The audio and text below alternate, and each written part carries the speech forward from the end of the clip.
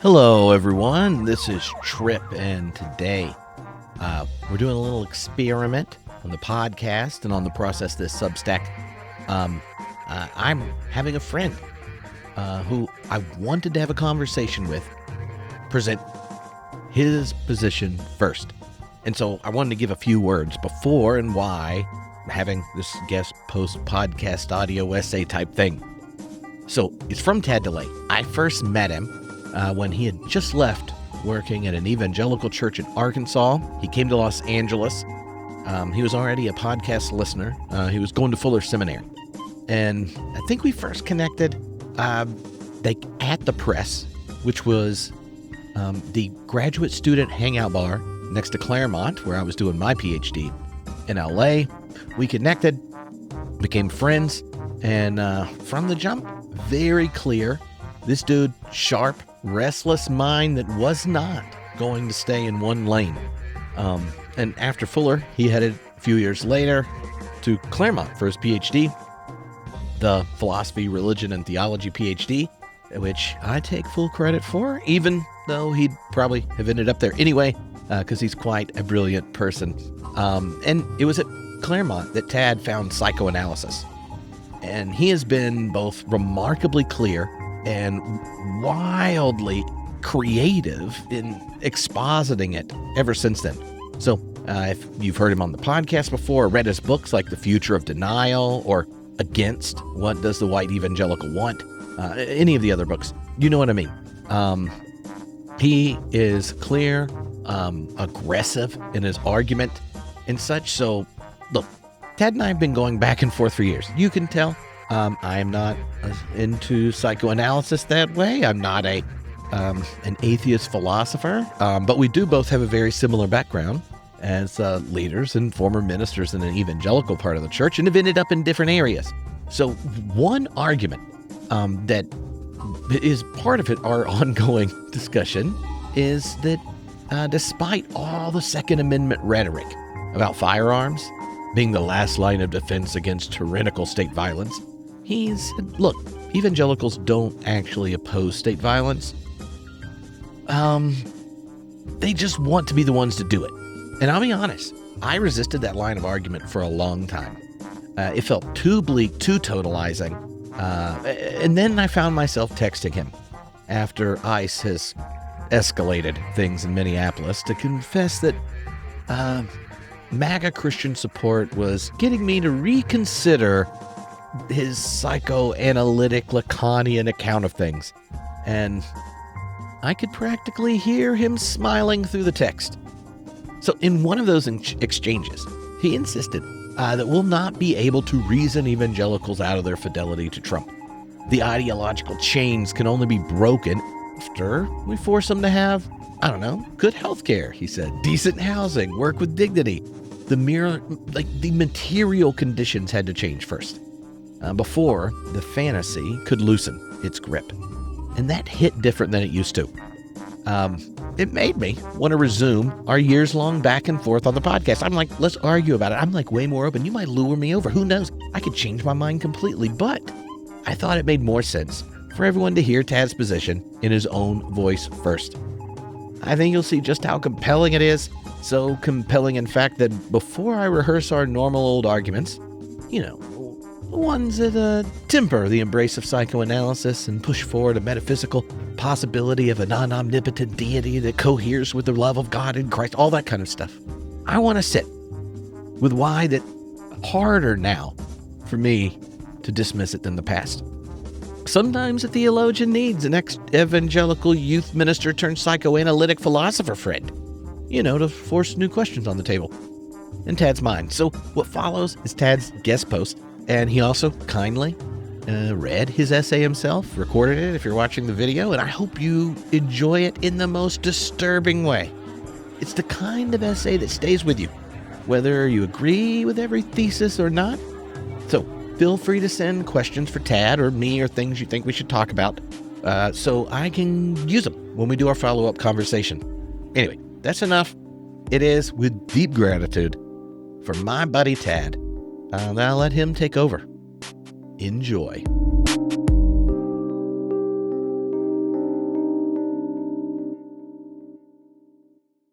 On the limitations of utopia, China Mieville once wrote, "We live in a utopia, it just isn't ours." We see it all around us in a nation packed with scams, guns, and debt, one with secret police and ruled by a cabal of conmen, drunks, rapists, pedophiles, and morons. A hellish utopia is cheered on by reactionary masses who have nothing to lose but their chains, but who see on those chains of oppression a beautiful flower, a chance to alienate their woke children, to see a child burning alive in Gaza, a policymaker pretending to share their faith, and so on. There's vanishingly little to cleverly analyze when cynicism is worn proudly, as criminals defraud us in the open, as we slide into a post-literacy already evident to every decent educator, as secret police murder the brave, as god kings are all stupid sex pests. A wild conspiracy theory, to say nothing of vulgar Marxism or simple Freudianism, already gets you 90% of the way to a correct conclusion. So what's left to analyze?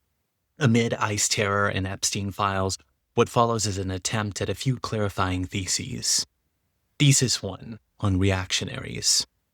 One of the first draft theorists of fascism, Wilhelm Reich, once more or less said that when you withhold bread, the people revolt. However, if people are taught to repress their sexuality, they feel they deserve neither their sexuality nor even bread. Suppression of material needs, he argued, such as food or housing or health care, incites the population to rebellion. But repression of sexuality anchors repression as a moral defense. The inhibition is unconscious but lashes out as a return of the repressed. The repressed inveigh against anyone they view as enjoying too much. Reproductive choice must be overturned, marriage equality is an abomination, a trans kid must be tormented by those casting themselves as the child protectors, who nevertheless turn a blind eye when their role models are found to be avid sinners. Their inhibitions anchor their fantasies of being chosen by God. The result, Reich said, is conservatism, fear of freedom. In a word, reactionary thinking.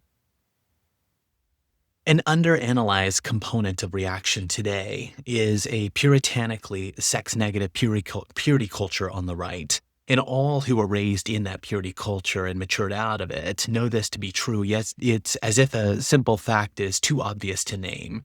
You kissed dating goodbye, you wore a purity ring, you rushed into marriage without having any semblance of a normal dating period beyond what was euphemistically cast as courtship. You swore off pornography or masturbation and failed miserably. Your minister's story is always told with a warning about having a past of which they tell you they are ashamed, or are they boasting? Meant that they had no actual experience following the rules they demanded of others. Thus, they had little experience with the psychic cost of following those rules or the benefits of transgressing. What follows from all of that is regret, which can be a critically beneficial moment of change, or a doubling down into further repression. The reactionary takes the latter option, and repression returns as judgment, as wrath. Reich's warning on sexuality is not the whole answer for what generates reactionary thought today, but it is a partial answer. Their anger at others stretches from their self-loathing and regret.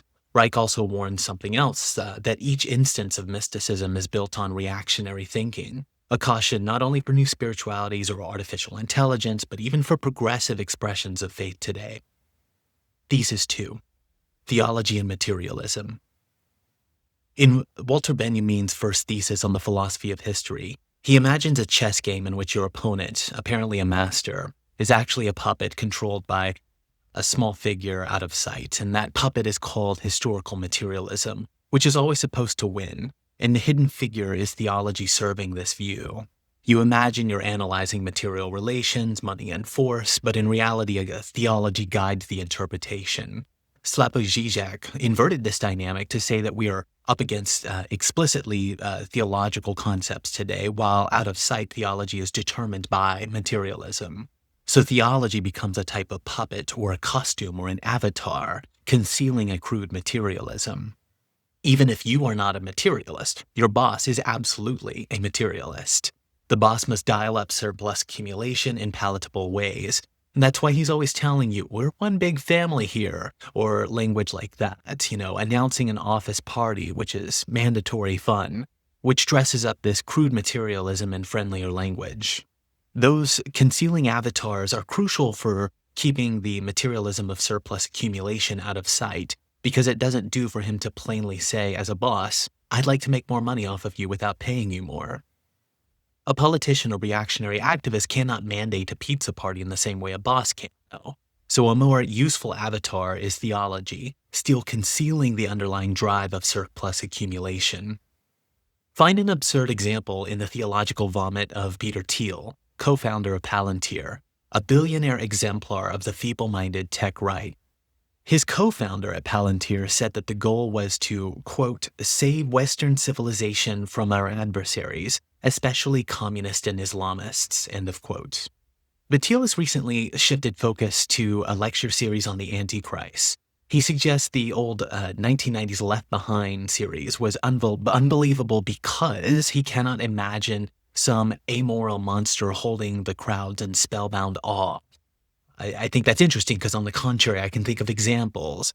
But Thiel suggests that someone like Greta Thunberg fits the bill as an antichrist for smuggling Marxism into environmentalism. Likewise, Trump can implement a plan to cut foreign aid such that he will kill an estimated 14 million people over 5 years, including 4 or 5 million children under the age of 5 years of age. But what makes more news is when he occasionally wonders if he's good enough to get into heaven. Theology. We love to see it, folks. Thesis 3. Conservatism consists of exactly one proposition. To the shame of centuries of political philosophers, the most succinct definition of conservatism emerged on a blog comment from composer Frank Wilhoit. Quote, conservatism consists of exactly one proposition, to wit, there must be in-groups whom the law protects but does not bind, alongside out-groups whom the law binds but does not protect. End of quote. Plato's Republic already detected a flaw in democracy. In their desire to imagine their idiosyncratic opinions as second to none, given enough time, people will choose a man of shamelessness to rob them. Perhaps his cruelty mirrors their own. Perhaps his stupidity mirrors their own. Stupidity is certainly constitutive of Trump's appeal. When people say, he says what we secretly think, they indicate not only his racism, as commentary frequently, rightly, emphasizes, but also his confused and crumbling mental architecture. That's what feels familiar. But what is most attractive is his shamelessness. It's easy to misread shamelessness as an attractive trait, confidence. A lesson in Corey Robin's The Reactionary Mind is that however far one stretches back into the history of conservatism, straight back to Edmund Burke, the guiding principle is hierarchy. Better men, and it usually does mean men, must rule over their inferiors. As capitalists, the hierarchy serves their own surplus accumulation, and their conservative plebeians stand in awe of entrepreneurial thieves. But this kleptocratic hierarchy also reinforces a fragile ego of those crushed by it, especially by mapping onto preferred racial, gender, and sexual hierarchies. It gives them a gun, a very phallic symbol, supposedly to protect themselves from government tyranny or people of color. Of course, the normal reason for firing a gun at a human is suicide. If deaths of despair don't take them first. Wilhoit continued, quote, as the core proposition of conservatism is indefensible if stated baldly, it has always been surrounded by an elaborate backwash of pseudo-philosophy, amounting over time to millions of pages, all such as axiomatically dishonest and undeserving of serious scrutiny. Today, the accelerating de-education of humanity has reached a point where the market for pseudo-philosophy is vanishing. All that is left is the core proposition itself, backed up no longer by misdirection and sophistry, but by violence. End of quote. Thus, everything turns so stupid that there's nothing left to analyze, and the one principle of conservatism can now be stated openly. Thesis 4. White evangelicalism holds only one doctrine. Why cannot the white evangelicals see a difference between Christ and Nazis? Why not apply the golden rule to the question of kidnapping toddlers for concentration camps? Charging them with hypocrisy, it seems quaint. How can they cheer for pedophiles when they know what Jesus said about millstones for those who'd cause a child to stumble? How does kidnapping families for being the wrong race fit into the family values agenda? But you know they don't care, and you are right. White evangelicalism is not a separate religion, but it is a sect. Much as conservatism has only one principle, white evangelicalism really only has one doctrine, as I argued in my 2019 book, Against What Does the White Evangelical Want? I said, quote, "A few banal fantasies float across white evangelicalism. It seldom tires of arguing over hell or substitutionary atonement, biblical inerrancy, and it never misses an opportunity to judge women or non-heteronormative sexuality. This faith holds only one doctrine, an already forgiven and shameless chosenness." End of quote. To cast itself as chosen is a double theft of its supersession and its racism, cobbled together from election, pretension, settler colonialism, and so on. To be chosen includes its various fundamentalist fantasies: atonement, afterlife, perspicuity, predestination, the inability to lose one's salvation. Those are all legible under this rubric of chosenness. And its traditional nationalist chauvinism and fidelity to Trump today are legible in this way too. When I say chosenness is white evangelicalism's only doctrine, I do want to emphasize that I literally mean they would sooner give up belief in Christ's divinity than the belief that they are chosen in some sense by God. Here is a lesson I've gleaned from my work, less from my work as a political philosopher, a religion scholar, or psychoanalytic theorist, but instead from my role as a teacher. The lesson is that most people don't care very much about what they believe.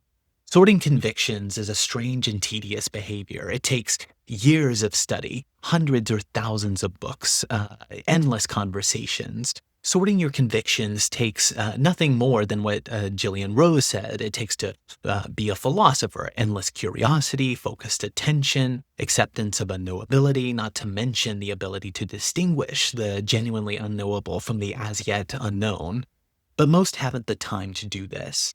In the classroom, a student will confidently proclaim a position. I will ask one additional probing question, and then I will often see a student fully reverse on their prior position. And this is normal. This is what humans do.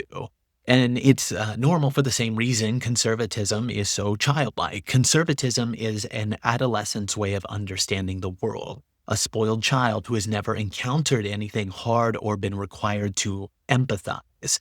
The soaring heights of Burkean conservatism are a little more complex than a college freshman student rambling about something that they didn't read right before class, running full steam on cliche and unexamined ideas.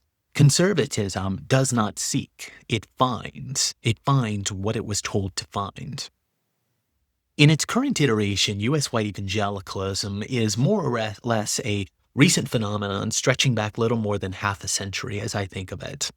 It's a political expression of the religious right, well, at least the political expression in the religious right clothed itself in a mythic birth out of opposition to abortion, but this in fact was a cover for the fading popularity of workarounds for school segregation, as argued by Randall Balmer and myself in various places. White evangelicalism is a theological improvisation around whiteness serving capital as social reproduction, especially vis-a-vis Cold War anticommunism. As a side note, it's no surprise that U.S.-styled evangelicalism took root in countries like Brazil, shoring up support for Bolsonaro in a state ruined by Jakarta method CIA-backed anti-communism. Globally, evangelicalism is saturated with anti-communism and anti-socialism, making it a violent method of docile social reproduction for capitalists. But domestically, even though many theological roots in evangelicalism today stretch back much further than the last half century, contemporary white evangelicalism is a response to school integration and civil rights and so on.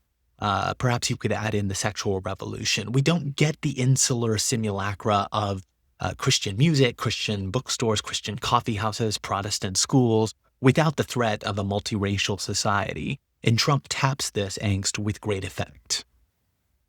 Thesis 5. Trumpism is a perfected form of white evangelicalism. Protestantism's asset and flaw is its preference for belief over sacrament. If you are saved by grace through faith, you are saved by, in a sense, getting your thoughts right. Righteousness may express itself as improved behavior, and indeed the theory goes that the believer will be known by the fruitfulness of her faith, of course, but actions themselves neither save nor damn.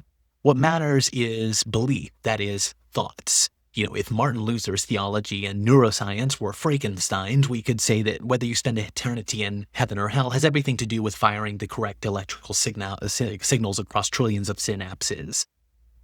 What matters is personal determination of who is Lord, or in a more common example, the evangelical schoolchild learns that the Nazi who confessed Jesus as Lord is saved while his victim in the camps was not.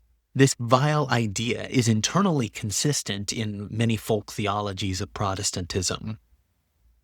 A countdown to the death of God surely began as soon as Luther began his protest over indulgences. In a sense, an atheist is a decent Lutheran, choosing to reject not a sacrament, but the beliefs in which they can no longer feel conviction.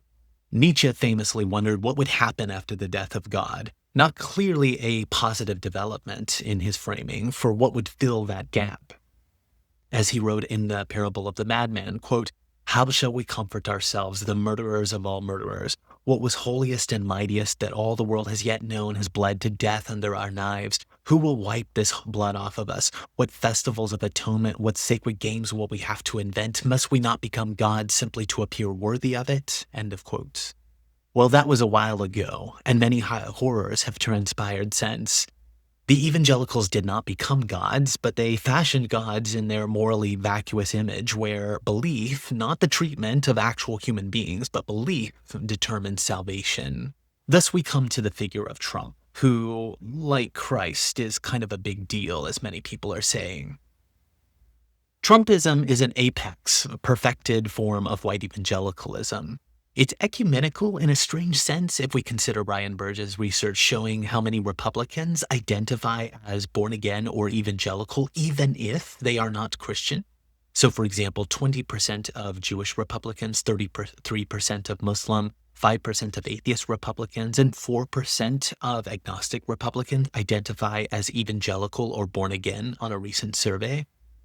As a fascist project with a clear in-group and out-group, an in-group whom the law must protect but not bind, as Frank Wilhoit put it, Trumpism accepts all of those who have faith in God's wise servant. Election denial becomes a type of shibboleth. Confess him as Lord, and by your faith you are saved, which is to say, in a sense, white. Evangelicals will smile and tell you, I am not perfect, just forgiven. Nevertheless, they believe that nobody is certainly more perfect than they are. And as I wrote in a recent article on evangelical Zionism, which was thinking about what this chosenness means when most evangelicals believe that this world will soon end, and with it, the Jews who are for now useful instruments in their theology in bringing about the end times. Well, those evangelicals believe that they have a morality that you could not follow, a salvation prescribed to the unrighteous, a godly perception that you cannot fathom. You will not be able to reason them out of this until they no longer enjoy this fantasy. The world is about to end, and they salivate at the violence on the horizon. Thesis 6 on ideology. In January 2026, a Portland observer filmed an ICE agent taking pictures of her car. She asked why, and the ICE agent replied, quote, "Because we have a nice little database, and you're considered a domestic terrorist, so have fun with that." End of quote. Will she be harassed on the street now that she's in this database? Will she be harassed at home? Is this list sequestered within ICE, or will it be cross-listed with other DHS agencies? For example, will she be added to a no-fly list and only find out when she's trying to return to the country? It's unclear, but what we know is that she has entered a murky legal territory where the agent of the state has interpolated her as a terrorist.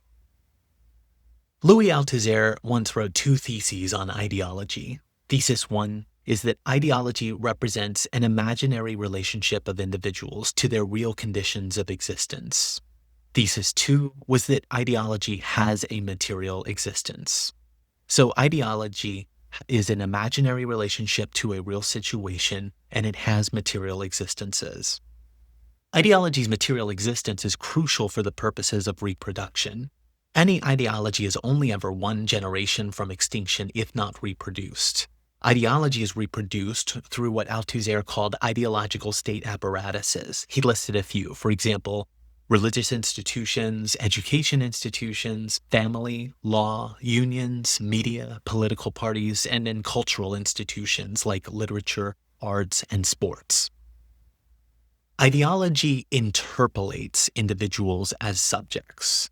So when ICE goons smash windows, abduct children, and murder nonviolent protesters, it's ironic that Althusser's primary example of what he means by interpolation is a police officer shouting, "Hey, you there," transforming you as an individual on the street into a target for state repression. As an imaginary relationship to a real situation, especially when under capitalism, all ideology reproduced must be more or less compliant with the needs of capitalist accumulation. The effect of ideology is that it creates a subject. Through interpolation, it creates a subject who is free to submit, or in Minneapolis, free to be shot. Thesis 7. What does the big other want? On shame, anxiety, and indifference.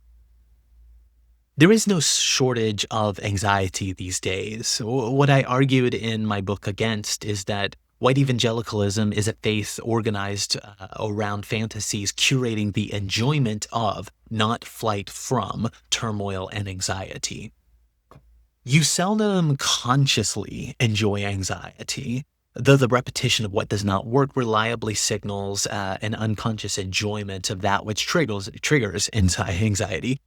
But what is certain is that anxiety or even guilt is preferable to shame. Evangelicalism is not entirely unique in this regard, but so many examples of how they enjoy anxiety are right there on the surface. One never needs to excavate the evangelical soul, so to speak. They find new ways to condemn themselves so as to reassure themselves that others are even more condemned. There's always a new film to miss because the plot contains sin. An establishment to boycott because it is woke. A new way to focus on the family by hitting their children so they don't spoil. A new church which is totally better than their old church. A new prophecy chart, a new self-help devotional, a book to tell them the correct doctrines, always a book coming from the Christian inspiration section, never an academic text, or perhaps an accountability group to tell them that they are some disgusting scumbag. They enjoy the anxiety this creates. Where the anxiety is read not correctly as a signal of something not working, but instead as a sign that all is well. If I feel anxious, if I'm trying to prove myself, I'm showing myself that I am actually one of the elect. Their anxiety is misinterpreted as a signal of purity. They are chosen. The reactionary consciousness is so configured as to desire to be the instrument of the big other. Whether they imagine themselves as God's righteous servant or a boss's good little worker bee, what they enjoy is knowing their place. And they are angry that you do not know your place, which is to say angry that you are not so unfree as they enjoy being unfree. They desire to submit, to yield their surplus value to an owner, or to repress their lives for a fantasy. They enjoy doing so. As the psychoanalyst Jacques Lacan put it, in its relation to desire, reality appears as marginal. Another Lacanian, Gabriella Zerzuri, once said something I think about all the time. She said, "What matters is not reality. What matters is what the subject says about reality." You will not, by a reasoned argument, interrupt a fantasy somebody is in the process of enjoying. Just as the reactionary admires shamelessness in the leader, what the reactionary consciousness must avoid at all costs is shame. Think of shame and indifference as two polar opposite ends of a spectrum, of an anxiety spectrum, perhaps. Shame and indifference outwardly manifest identically. If I'm ashamed, I do not want to speak of it. And if I'm indifferent, I have nothing to speak out in defense of anyways. So in shame or in anxiety, I might be totally silent. In the middle register is anxiety, where there's a lot of activity generated to prove myself. One would prefer to feel indifferent, but if that is not an option, then anxiety is good enough. It's definitely better than shame. And if you feel guilty, which is an anxious feeling, then at least you know where you stand. In some senses, sometimes it's preferable to feel guilt because then at least you know where you stand vis-a-vis the big other. The evangelical enjoys guilt and anxiety, which for Lacan is always connected to the question, what does the big other want of me? What does my boss, my significant other, my God, my parents, etc., what do they want of me? What must I do to secure my attachment? What can I do to prove myself morally pure? That is anxiety, and it is not something people actually avoid, but instead enjoy often enough. The evangelical attends a new Bible study, adopts a new spiritual practice, selects a new culture war signifier to avoid shame for the same reason that an ecologically aware citizen recycles or buys carbon credits. Little to nothing is changed in the stage theater, but moral righteousness is secured, if only an imaginary righteousness rife with anxiety. It's strange to make a plea for more shame, yes, but we could use a bit more.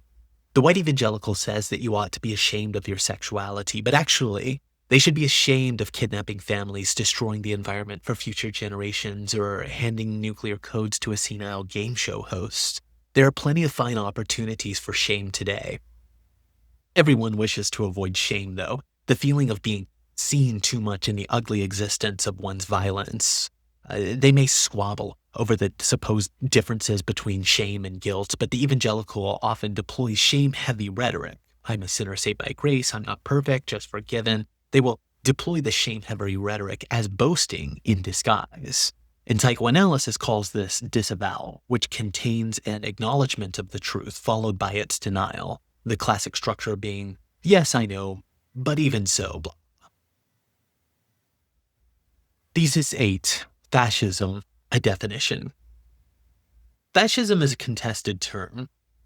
Is it an ideology? Is it a form of behavior? Is it best left in the 1930s in specific countries? Or is it applicable today? Is it a transhistorical phenomenon? Or is it not merely a more extreme version of conservatism? And where exactly is the line between normal conservatism and fascism?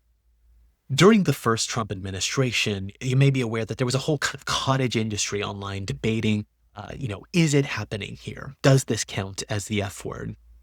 But now the partisans all seem to, from that debate, all seem to line up in the affirmative. And I find Robert Paxton, who wrote an excellent book, The Anatomy of Fascism, I find Robert Paxton's definition of fascism helpful, not to mention brief enough that one can commit it to memory. Paxton defined fascism this way. Fascism may be defined as a form of political behavior marked by obsessive preoccupation with community decline, humiliation, or victimhood, and by compensatory cults of unity, energy, and purity, in which a mass-based party of committed nationalists, militants, working in uneasy but effective collaboration with traditional elites, abandons democratic liberties and pursues with redemptive violence and without ethical or legal restraints goals of internal cleansing and external expansion. Paxton lists a series of motivating passions, all very much alive today.